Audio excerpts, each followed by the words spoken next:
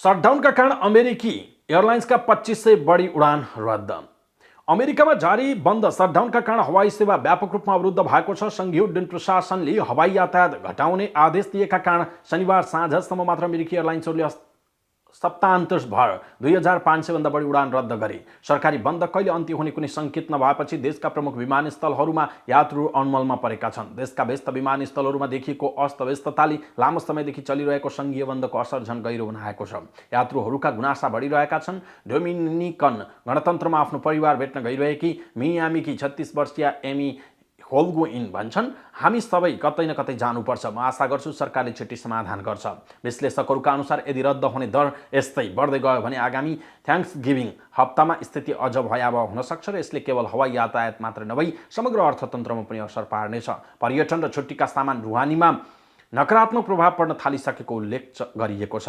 उडान tracking website flight अवेयरका अनुसार शनिबार मात्र 1500 भन्दा बढी उडान रद्द भएको थियो। यसको अघिल्लो दिन सङ्ख्यामा 1000 पुगेको थियो। आइतबारका लागि पनि थप 1000 बढी उडान रद्द गरिएको अमेरिकी एयरलाइन्सहरूले जनाएका थिए। एटलान्टा, सिकागो, नर्थ क्यारोलिनाको शार्लोट र न्युजर्सीको नेवार्क विमानस्थलमा अवरोधका कारण भएका समाचारहरू आएका थिए। विशेष गरी न्युयोर्क वरपरका विमानस्थलहरूमा हवाई नियन्त्रकहरूको अभावले ढिलाइ र रद्द भएको थियो। एफएएले सबै व्यावसायिक एयरलाइन्सहरूमा 40 प्रमुख विमानस्थलमा प्रारम्भिक रूपमा 4% उडान कटौती गरेको थियो। यो शुक्रबारसम्म बढ्दै 10% पुगेको हो। मङ्गलबार फेरि उडान कटौतीमा वृद्धि हुने अपेक्षा पनि गरिएको छ।